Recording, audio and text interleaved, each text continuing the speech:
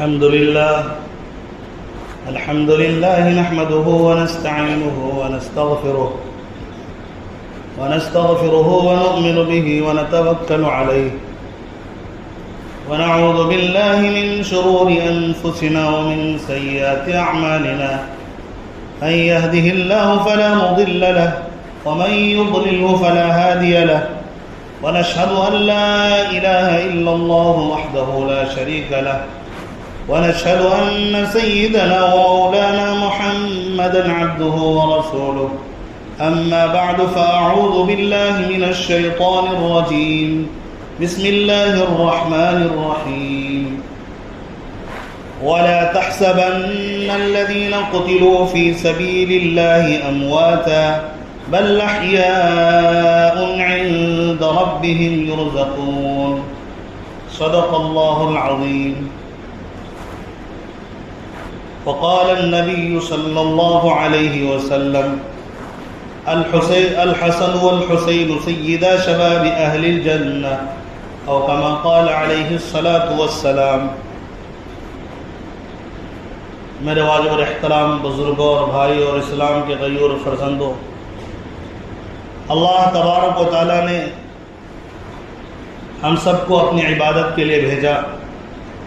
ہر حال میں اللہ کی عبادت کو ترجیح دینا اور اللہ تبارک و تعالیٰ کے قوانین یعنی قرآن پاک اور احادیث مبارکہ کو عام کرنا ہم سب کی ذمہ داری ہونی چاہیے۔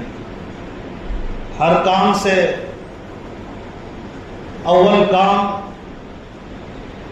ہمارا یہی ہونا چاہیے کہ کس طرح ہم اپنے اللہ کو راضی کر لیں۔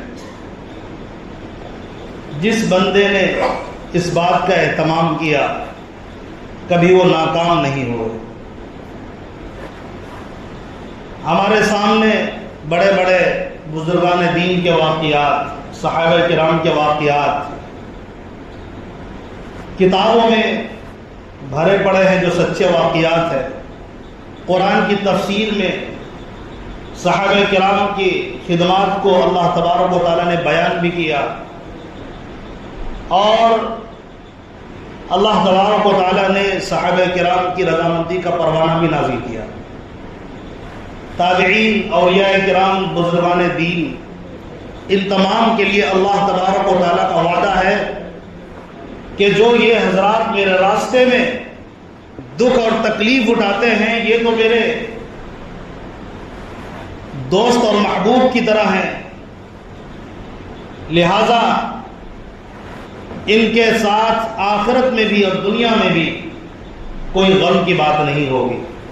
اسی کو قرآن نے کہا الا ان اولیاء اللہ لا خوف علیہم ولا هم يحزنون، کہ کان کھول کر سن لو، جو اولیاء اللہ ہیں وہ نہ دنیا میں انہیں کوئی خوف ہے نہ آخرت میں انہیں کوئی غم ہوگا۔ اس لیے کہ اولیاء کرام، اولیاء اللہ، صحابہ کرام اولیاء میں سب سے پہلے شامل ہیں، سب سے پہلے صف میں ہیں، اس کے بعد ہی کسی کا نمبر آتا ہے۔ میں گزشتہ 2 جمعہ سے آپ کے سامنے صحابہ کرام رضوان اللہ علیہم اجمعین میں سے 2 عظیم ہستی کی شہادت کا تذکرہ پیش کیا۔ صحابہ کرام میں 4 بڑے خلیفہ جن کے بارے میں پیارے آقا صلی اللہ علیہ وسلم نے ہمیں بتایا کہ تم میری سنت کو اور خلفائے راشدین کی سنت کو لازم پکڑ لو۔ ایسا مت سمجھنا کہ اگر کوئی کام خلفائے راشدین نے کیا تو وہ میرے خلاف ہوگی، بلکہ وہ میرے مطابق ہی وہ سنت ہوگی۔ وہ خلفائے راشدین میں یعنی 4 بڑے خلفاء، پیارے آقا صلی اللہ علیہ وسلم کے جو 4 بڑے خلفاء ہیں ہم سب کو معلوم ہے، اور اگر معلوم نہیں ہے تو معلوم ہو جانا چاہیے۔ ان میں سے 3 کو شہادت کا مقام ملا ہے۔ حضرت عمر فاروق رضی اللہ عنہ، حضرت عثمان غنی رضی اللہ عنہ، حضرت علی رضی اللہ عنہ، ان تینوں خلیفہ کو، ان تینوں امیر المؤمنین کو، وقت کے عادل بادشاہ کو ظالموں نے شہید کر دیا ہے، اور انہوں نے اللہ کے قرآن کو پھیلانے کے لیے، پیارے آقا کی سنت کو پھیلانے کے لیے جان دی ہے۔ تفصیل سے واقعہ آپ کے سامنے میں رکھ چکا ہوں۔ آج میرا ارادہ ہے، محرم الحرام شروع ہو چکا ہے، آج 5 محرم الحرام ہے۔ جب محرم آتا ہے تو اس شخصیت کی یاد تازہ کرائی جاتی ہے۔ ایک تو حضرت عمر فاروق رضی اللہ عنہ ہے، اور ایک نواسہ رسول حضرت حسین رضی اللہ عنہ۔ محرم الحرام یہ کوئی ایسی بات نہیں ہے کہ حضرت حسین رضی اللہ تعالی عنہ کی وجہ سے یہ مہینہ مقدس اور افضل اور بہت اہم ہو گیا، ان کی شہادت کی وجہ سے، ایسا نہیں ہے، بلکہ اللہ کے نبی پاک علیہ الصلوۃ والسلام نے احادیث میں اور قرآن پاک میں اللہ تبارک و تعالیٰ نے اس محرم الحرام کے مہینے کو پہلے سے ہی محترم قرار دیا ہے۔ اللہ نے قرآن میں کہا اربعۃ حرم، کہ 4 ماہ ایسے ہیں جو میرے یہاں انتہائی قابل احترام۔ نبی پاک علیہ الصلوۃ والسلام نے اس آیت کی تفسیر میں فرمایا کہ 3 مہینے تو لگاتار ہیں، ذوالقعدہ، ذی الحجہ اور اس کے بعد محرم اور ایک رجب۔ تو یہ محرم بہت ہی احترام والا مہینہ ہے، لیکن بعض جاہل لوگ اس کو منحوس سمجھتے ہیں۔ تو میں کہتا ہوں صرف آپ کی جہالت ہے یہ، ورنہ قرآن گواہ ہے اور پیارے آقا کی احادیث گواہ ہے۔ جب حضرت حسین دنیا میں تشریف نہیں لائے تھے، اسی وقت اللہ تبارک و تعالیٰ نے قرآن میں آیت کو نازل کر کے بتایا کہ محرم الحرام میرے نزدیک احترام والا مہینہ ہے، منحوس نہیں ہے۔ اگر تم منحوس کہتے ہو تو تم اپنی منحوسیت اور جہالت پر غور کرو۔ احترام والا مہینہ ہے، اس مہینے کے اندر یقیناً صحابہ کرام کے اہم واقعات موجود ہیں، اور اللہ تبارک و تعالیٰ نے اس مہینے کے 10 محرم میں بڑے بڑے واقعات اللہ تبارک و تعالیٰ نے پیدا کیے ہیں۔ ایک واقعہ غم کا، ایک واقعہ شہادت عظمیٰ کا، نواسہ رسول حضرت حسین رضی اللہ تعالی عنہ کا بھی۔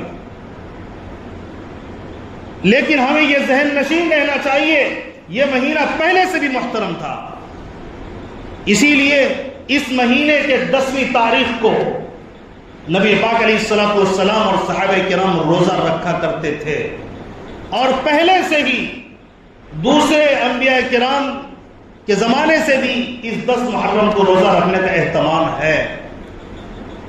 پیارے آقا صلی اللہ علیہ وسلم جب مدینہ تشریف لائے تو دیکھا کہ یہود بھی 10 محرم کو روزہ رکھتے، یہودی بھی رکھتے ہیں۔ تو پیارے آقا صلی اللہ علیہ وسلم نے فرمایا کہ ہمیں یہود کی مخالفت کرنی ہے، لہٰذا یہ 10 کو رکھتے ہیں اور ہم بھی 10 کو رکھتے ہیں، ان کی مخالفت کے لیے ہم ایک روزہ اور اس میں شامل کر لیں، 9ویں کا یا 11ویں کا، 9ویں محرم کا یا 11ویں محرم کا روزہ اس میں شامل کر لیں۔ تو یہ مقدس مہینہ ہے، اور اس مہینے کے اندر جو شہادت ہوئی ہے، ایک محرم کو حضرت عمر فاروق رضی اللہ تعالیٰ اس دنیا سے گئے، ان کی عظیم شہادت کا واقعہ ہے۔ حضرت عمر فاروق رضی اللہ تعالیٰ نے جو شہادت پیش کی ہے، ہم سب نے سنا، ہم سب نے جانا کہ مصلے پر کھڑے ہیں، ایک درندہ صفت ظالم نے ان پر وار کیا ہے۔ حضرت عمر فاروق رضی اللہ تعالیٰ زخم کی تاب نہ لا کر مسجد نبوی میں پیارے آقا جہاں کھڑے ہوتے تھے اس مقام پر زخم کی تاب نہ لا کر تلوار کی شدت کو برداشت نہ کر کے اور گرے ہیں، لیکن گرتے ہوئے اللہ تبارک و تعالیٰ کے نماز کو نہیں بھولے۔ حضرت عبد الرحمن بن عوف صحابی پیچھے کھڑے تھے، ان کا ہاتھ پکڑ کر ان کو آگے کیا اور کہا کہ اس نماز کو مکمل کر آئیں۔ آپ دیکھیں تو صحیح عالم کیا ہے، ان پر 3 تلواریں 3 لگاتار خنجر کے وار ہو چکے ہیں، زخم کو بھول گئے لیکن اللہ تبارک و تعالیٰ کی عبادت کو نہیں بھولا۔ ہم صحابہ کے عاشق ہیں، اس بات کو یاد رکھنا چاہیے، اگر کوئی تکلیف ہو تو بھی، خوشی ہو تو بھی اللہ کے احکام کو جانے نہیں دینا۔ خاص طور پر نماز کی اہمیت کو اگر سمجھنا ہے تو حضرت عمر فاروق نے سمجھایا کہ دیکھو میں شدید زخمی ہو چکا ہوں، لیکن جس اللہ تبارک و تعالیٰ کی نماز کو میں شروع کر چکا ہوں، زخمی حالت میں بھی اس کو پورا کروانا چاہ رہا ہوں۔ حضرت عبد الرحمن بن عوف رضی اللہ تعالیٰ آگے بڑھے اور امامت کرائی، دیکھ رہے ہیں خلیفۃ المسلمین امیر المؤمنین تقریباً پوری دنیا پر حکومت کرنے والے، عدل و انصاف کا ڈنکا بجانے والے، اتنے بڑے صحابی رسول، آقا کے آنکھوں کے ٹھنڈک، مسلح پر کھڑے ہیں، زخمی ہو چکے ہیں، اپنی آنکھوں سے دیکھتے ہیں، صحابہ تڑپ کر نماز میں رہ گئے، لیکن ایک واقعہ آپ نہیں دکھا سکتے کسی صحابی نے نیت توڑی ہو۔ سارے صحابہ کھڑے ہیں، ان کو پتا تھا حضرت عمر فاروق یہی چاہتے ہیں کہ ابھی نماز مکمل کرائی جائے، اللہ بھی یہی چاہتا ہے، اگر تم کو ظلم و ستم ہو تو بھی تم پہلے نماز کو مکمل کرو۔ نماز کو مکمل کیے، صحابہ کرام نے کھڑے ہو کر حضرت عبد الرحمن نے نماز مکمل کرائی۔ نماز مکمل کرنے کے بعد مسجد نبوی میں کوہرام مچ گیا۔ وہ درندہ صفت جس نے حملہ کیا تھا اتنی لمبی سمے کھڑی تھی، یہ بیچ سے نکل نہیں سکتا تھا، جاتے ہوئے کئی لوگوں کو باہر نکلنے کے لیے کئی لوگوں پر وار کیا، 7 لوگوں کو اس ظالم نے شہید کر دیا۔ لیکن یہ ظالم سوچ رہا تھا نکلنا اس کے لیے مشکل ہو گیا۔ صحابہ اس مضبوطی سے صفوں کو ملا کر کھڑے ہوتے، جب دیکھا کہ نکلنا مشکل ہو گیا تو اس ظالم نے خود اپنے اوپر خودکشی کر کے مر گیا اور جہنم رسید ہوا۔ انہی سب چیزوں کو دیکھ کر حضرت حسین رضی اللہ عنہ نواسے رسول نے سیکھا تھا، جس کو 10 محرم الحرام کو حضرت حسین نے دہرایا۔ انہوں نے سیکھا تھا اللہ کی عبادت کو کسی گھڑی بھی نہیں چھوڑنا ہے۔ 10 محرم کو جو واقعہ پیش آیا میں مختصر میں عرض کرنا چاہوں گا، وقت کی قلت ہے، بہت ساری باتیں آپ کے سامنے رکھنی ہوتی ہے۔ ایک تو عاشورہ کی فضیلت ہے، محرم الحرام کی فضیلت ہے، ظاہر ہے اتنے وقت میں تفصیل کے ساتھ اس کو بیان کرنا بہت ہی مشکل ہے، لیکن آئیے دیکھتے ہیں نواسے رسول جس کے لبوں کو نبی نے بوسہ دیا ہے، جس کے پیٹھ پر، جن کے سینے پر حضرت نبی پاک علیہ الصلوۃ والسلام کے سینے پر، نبی پاک علیہ الصلوۃ والسلام کے پیٹھ پر جنہوں نے سواری کی ہے۔ بچپن میں پیارے آقا صلی اللہ علیہ وسلم نماز کی حالت میں بھی انہیں اٹھا کر اپنے پیٹھ پر بٹھا لیتے تھے۔ اس قدر عشق اور محبت اپنے نواسے سے پیارے آقا نے کیا اور صاف فرما دیا میرے یہ دونوں نواسے حسن اور حسین جنتی نوجوانوں کے سردار ہیں۔ یہ مقام اللہ تبارک و تعالیٰ نے دنیا میں ان دونوں کا بتا دیا، اور اتنے زیادہ ہمت والے تھے۔ ظاہر ہے یہ شیر خدا کے لختے جگر تھے، حضرت علی کے جو شیر خدا ہیں، اتنے بڑے بہادر جن کی بہادری کا چرچا احادیث میں بھرا پڑا ہے۔ جہاں جاتے، جس مجمع میں جاتے، باطل پر لرزہ طاری ہو جاتا، خوف طاری ہو جاتا اور ان کو فتح یابی نصیب ہوتی تھی۔ تو انہی کے تو یہ بیٹے تھے۔ بہادر کا بیٹا بہادر ہی ہوتا ہے، پیارے آقا سے بڑھ کر کون بہادر ہوگا؟ اور اتنے قریب ان کے مقام کو بیان کرنے کے لیے ظاہر ہے کہ گھنٹوں چاہیے۔ میں روایات کو پڑھوں اور آپ سنیں تو آپ کو مزہ آ جائے، لیکن اس وقت میرا بیان کرنا مقصد وہ نہیں، میں شہادت کے واقعے کو مختصر میں بیان کرنا چاہتا ہوں۔ حضرت امیر معاویہ رضی اللہ عنہ خلیفہ تھے حضرت حسن رضی اللہ تعالیٰ عنہ کے بعد۔ حضرت علی کے شہادت کے بعد حضرت حسن رضی اللہ تعالیٰ عنہ خلیفہ بنے، پھر حضرت امیر معاویہ رضی اللہ تعالیٰ عنہ بنے۔ کس طرح بنے اس تفصیل میں نہیں جانا۔ حضرت امیر معاویہ نے اپنی آخری دور میں اپنے بیٹے یزید کے لیے بیعت لے لی کہ میرے بعد یہ خلیفہ ہوگا۔ اس میں کچھ صحابہ کرام نے ان کی بیعت سے انکار کر دیا۔ انکار کی وجہ یہ تھی جو کتابوں میں لکھا ہے اس کو پڑھنے کے لیے، اس کو صحیح سے بیان کرنے کے لیے کئی کتابوں کا گہرائی سے مطالعہ ضروری ہے. ہم پڑھتے نہیں ہیں تو اب آپ صرف اشارہ سنتے چلے جائیے. حضرت امیر معاویہ رضی اللہ تعالیٰ عنہ کے بڑے بڑے جو صحابہ کرام تھے، اس وقت میں کچھ صحابہ کرام بھی ان کے مخالف ہو گئے کہ ہم یزید کو اس لائق نہیں سمجھتے. کیوں؟ اس لیے کہ ابھی ہمارے سامنے عبداللہ ابن عباس موجود ہیں، پیارے آقا صلی اللہ علیہ وسلم کے چچا زاد بھائی ہیں. حضرت عبداللہ بن زبیر رضی اللہ عنہ بڑے جلیل القدر صحابی موجود ہیں. اسی طرح حضرت حسین موجود ہیں. اتنے بڑے صحابہ کرام کی موجودگی میں یزید کی بیعت یہ ہمیں سمجھ نہیں آتی، لہذا ہم نہیں لیتے. جو ترجیح ہے، جو فضیلت حضرت حسین کو حاصل ہے وہ کسی کو نہیں ہے، لہذا ہم ان کو نہیں مانتے ہیں، نہیں چاہتے. حضرت حسین رضی اللہ تعالیٰ نے دیکھا مکے کے اندر زبردستی بیعت کا سلسلہ جاری ہے تو وہاں سے اپنی فیملی کے ساتھ پوچھ کر کے مدینہ تشریف لے آئے. روایت میں آتا وہی ظالمین، وہی کوفی جو حضرت علی رضی اللہ تعالیٰ کو جب کوفہ میں شہید کیا گیا، ان ظالموں میں سے کسی نے شہید کیا ہوگا، کوفیوں نے شہید کیا. کوفیوں نے حضرت حسین کو خط لکھے ہیں. روایت میں آتا ہے کہ 12,000 خطوط لکھے ہیں.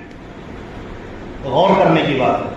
بعض روایت میں آتا ہے کہ ایک پورا تھیلا خطوں سے بھر کر حضرت حسین نے رکھا ہوا. اتنے خطوط آئے. خط میں کیا تھا؟ آپ آئے، آپ کے والد محترم کے بعد ہم آپ کے ہاتھ پر بیعت کرنا چاہتے ہیں. آپ آئیں، یزید کے خلاف ہم ہیں، لہٰذا ہم آپ کے ہاتھ پر بیعت کریں گے، یہاں کی فضا کو بدل دیں گے. حضرت حسین رضی اللہ تعالیٰ نے مشورہ کیا کچھ صحابہ کرام سے جو اس وقت میں موجود تھے. انہوں نے کہا کہ نہ جائیں، یہ کوفی آپ کے والد کے قاتل ہیں، کہیں ایسا نہ ہو کہ آپ کو بھی یہ شہید کرنے کی کوشش کریں، لہٰذا آپ تشریف نہ لے جائیں. انہوں نے کہا چلو ٹھیک ہے، میں نہیں جاتا، لیکن میں اپنے چچا زاد بھائی مسلم بن عقیل کو بھیجتا ہوں. حضرت مسلم بن عقیل رضی اللہ تعالیٰ کو کوفہ روانہ کیا. جا کر دیکھ کر آؤ کہ ماحول کیا ہے. جب وہاں گئے ہیں تو جب وہاں جانے کے بعد تو دیکھا کہ بہت سارے کئی ہزار لوگوں نے ان کے ہاتھ پر بیعت کر لی اور کہا کہ ہم حضرت حسین کے لیے آپ کے ہاتھ پر بیعت کرتے ہیں، آپ ان کو بلائیں. حضرت مسلم بن عقیل نے دیکھا اس طرح یہاں پر اعزاز و اکرام ہو رہا ہے، سارے لوگ تیار کھڑے ہیں، فضا بدل سکتی ہے. حضرت مسلم بن عقیل نے خط لکھا اور حضرت حسین کو خط لکھنے کے بعد کہا کہ آپ تشریف لے آئیں، یہاں پر فضا بہت اچھی ہے، اعزاز و اکرام کا معاملہ ہے. لیکن خط روانہ کیا، خط راستے میں تھا، یہاں تک کہ حضرت مسلم بن عقیل کو ان ظالموں نے شہید کر دیا. بڑا تفصیلی واقعہ کہ کس طرح شہید کیا، لیکن ظاہر ہے میرا وہ موضوع ہے نہیں کہ میں اس پر جاؤں. مسلم بن عقیل رضی اللہ تعالیٰ کی جب تک خبر ملتی کہ وہ شہید کر چکے ہیں، حضرت حسین نے صحابہ کرام کو پہلا خط دکھایا جو حضرت مسلم بن عقیل نے بھیجا تھا کہ یہاں ماحول بالکل سازگار ہے، اور خط دکھا کر کہا کہ اب تو ماحول ٹھیک ہے، اب تو میں جا سکتا ہوں. لہذا سفر پر روانہ ہو چکے تھے. راستے میں خبر ملی کہ یہ ظالم جو ہے ان کو شہید کر دیا ہے، لیکن ظاہر ہے وہ ارادہ کر چکے تھے، سفر راستے میں تھے تو واپس ہونا گوارا نہ کیا، چلتے رہے یہاں تک کہ کربلا پہنچے. کربلا میں ابن زیاد، عبید اللہ ابن زیاد، ایک ظالم گورنر کو جس نے یزید نے مقرر کیا تھا کوفہ کے اندر، عبید اللہ ابن زیاد جو ظالم تھا اس کو گورنر بنایا، حاکم بنایا تھا. اس ظالم نے کہا کہ جاؤ 1000 کا لشکر دے کر بھیج دیا عمر بن سعید کے ساتھ، عمر بن سعد کے ساتھ. عمر بن سعد جو ہے جاتا ہے 1000 لشکر کے ساتھ حضرت حسین سے ملاقات کرتا ہے. ملاقات کر کے کہتا ہے کہ آپ کو کوفہ جانا ہے، کوفہ میں پیش ہونا ہے ابن زیاد کے پاس. وہ کہتے ہیں کہ ایسا نہیں ہوگا، یا تو وہ کہتے ہیں آپ یزید کے لیے بیعت کر لیجئے.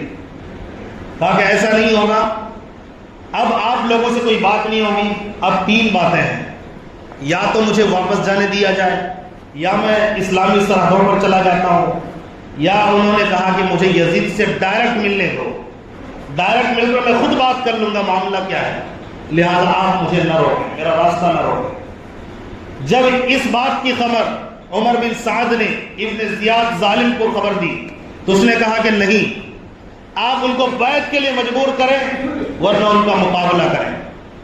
اس ظالم نے اور بھی کچھ لوگوں کو بھیج دیا۔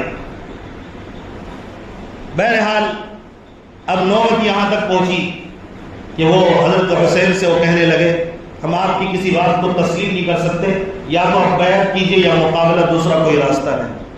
حضرت حسین رضی اللہ تعالیٰ عنہ نواسے رسول تھے، بزدل نہیں تھے، بہادر تھے، حق پر تھے، یہ جانتے تھے یزید کے بارے میں ان کو پتا ہو چلا تھا، یزید ظالمانہ فیصلہ کرنے والا تھا، عدل و انصاف کے خلاف چلنے والا تھا، وہ جانتے تھے، لہٰذا وہ پیچھے ہٹنے والے نہیں تھے۔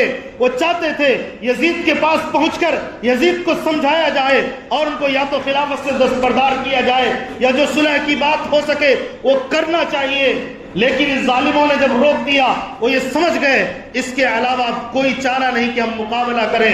حضرت حسین رضی اللہ تعالیٰ کے ساتھ مکمل جتنے افراد تھے وہ 72 لوگ تھے، ساروں کو حضرت حسین نے کہا کہ اب تو مقابلے کے علاوہ کوئی راستہ نہیں، لہذا ان سے مقابلہ کیا جائے۔ ہزاروں کا لشکر ایک طرف ابن زیاد نے جس کو بھیجا تھا، ان بزدلوں کا لشکر ان 72 کے سامنے کھڑے ہو گئے۔ حضرت حسین رضی اللہ تعالیٰ نواسے رسول اپنے لشکر کو لے کر آگے بڑھے ہیں اور میدان میں ہماتن لڑنے کے لیے تیار ہو گئے اور پھر مستقل مقابلہ کرتے رہے۔ 88 لوگوں کو ان 72 نے قتل کیا ہے اور ایک ایک کر کے صحابہ کرام میں یا جو بھی ان کے ساتھ اس وقت میں حضرت حسین کے ساتھ موجود تھے وہ سارے ایک ایک کر کے شہید ہوتے چلے گئے۔ حضرت حسین رضی اللہ تعالیٰ بھی مقابلہ کر رہے تھے، اس سے پہلے ان ظالموں نے حضرت حسین کے لیے کھانا تو دور کی بات پانی تک بند کر دیا، ان کو پانی بھی نہ دیا جائے۔ 3 دن تک مسلسل پانی بند کر دیا، ان کی فیملی پر، ان کے اہل و عیال پر ان ظالموں نے ذرہ رحم نہ کیا۔ حضرت حسین رضی اللہ تعالیٰ مقابلے کے وقت ان لوگوں کو کہا کہ نماز کا وقت ہو چکا ہے، مجھے نماز پڑھنے دو۔ تھوڑی دیر کے لیے وہ ظالم رکے ہیں، حضرت حسین نے نیت باندھ لی اور نماز میں کھڑے ہو گئے اور دنیا والوں کو بتایا کہ اگر تمہیں اللہ سے محبت ہے تو یاد رکھو اللہ کی عبادت کو کہیں نہ بھولنا، تمہارے اوپر کیسی بھی مصیبت آ جائے، کیسی بھی پریشانی آ جائے تو اللہ کے آگے سجدہ ریز ہونے کا وقت آ جائے تو پھر سجدہ ریز ہو جانا۔ چاروں طرف سے تلوار لے کر کھڑے ہیں، چاروں طرف سے تیر کی بارشیں ہو رہی ہیں، لیکن حضرت حسین رضی اللہ تعالیٰ نے مصلی بچھایا اور نماز ادا کی۔ خون عشق خدا کے خون سے وضو کر کے نماز عشق ادا کر کے لوگوں کو باخبر کیا، وہ سستر بستر میں پڑے رہنے والے، سستی کاہلی تمہیں نماز سے نہ روکے، دکانوں میں بیٹھ کر گپیں لگانے والے، مکانوں میں بیٹھ کر گپیں لگانے والے، تیری عیاشی نماز سے نہ روکے۔ اگر مجھے اجازت ملتی نماز چھوڑنے کی تو میں دیکھتا ہوں مجھے قتل کرنے کے لیے یہاں کھڑے ہیں ظالم، کھڑے ہیں، اس کے بھیڑ میں بھی میں نے نماز نہیں چھوڑی ہے۔ اگر تم میرے دیوانے ہو، اگر تم نواسے رسول کے دیوانے ہو، اگر تم جنت کے سرداروں کے دیوانے ہو تو نماز کو قائم کرو، اللہ کی اطاعت کرو، چاہے تم پر کوئی بھی موقع آ جائے، ورنہ یاد رکھو اگر تم دعویٰ کرتے ہو عشق کا تو یاد رکھنا تم جھوٹے ہو، کہ تمہارے دعوے جھوٹے ہیں۔ حضرت حسین نے نماز مکمل کی، آنکھوں سے آنکھیں ملائی اور مقابلہ کرنے لگے۔ ایک ظالم آگے بڑھتا ہے، حضرت حسین رضی اللہ تعالیٰ پر وار کرتا ہے، پھر ایک اور آگے بڑھتا ہے جو گردن کو دھڑ سے الگ کر دیتا ہے۔ وہ ظالم حضرت حسین رضی اللہ تعالیٰ کو شہید کر کے ہمیشہ کے لیے جہنم پہنچے، اور حضرت حسین رضی اللہ تعالیٰ زندہ ہو کر دربار خداوندی میں پہنچے، جنت میں پہنچے، اور عرش کے نیچے پرندوں کے شکل میں، پرندوں کے پوٹوں میں، پرندوں کے قالب میں گھوم رہے اور ٹہل رہے ہیں اور ہمیشہ کے لیے زندہ ہو گئے. اسی کو قرآن نے کہا یہ شہید ہیں اور اتنے لاڈلے ہیں, انہیں مردہ تم گمان بھی مت کرنا. وَلَا تَحْسَبَنَّ الَّذِينَ قُتِلُوا فِي سَبِيلِ اللَّهِ أَمْوَاتًا. قرآن پاک کے چوتھے پارے کی یہ آیت تمہیں بار بار کہہ رہی ہے وَلَا تَحْسَبَنَّ الَّذِينَ قُتِلُوا فِي سَبِيلِ اللَّهِ أَمْوَاتًا. اے لوگوں جو میرے راستے میں شہید ہو جائے ان کو تم مرا ہوا ہرگز خیال نہ کرنا. بل احیاء عند ربهم يرزقون. بلکہ یہ زندہ ہیں اور ان کے رب کے پاس ان کو رزق بھی مل رہا ہے. سبحان اللہ. بات کرنی ہے تو بات کرو مرد مجاہدوں کی, بات کرنی ہے تو صحابہ کی کرو, بات کرنی ہے تو نواسے رسول کی کرو. بات انگریزوں کی کیوں کرتے ہو؟ ان کے نقش قدم پر چلنے کی کیوں کرتے ہو؟ حضرت حسین کو داڑھی تھی, داڑھی رکھو.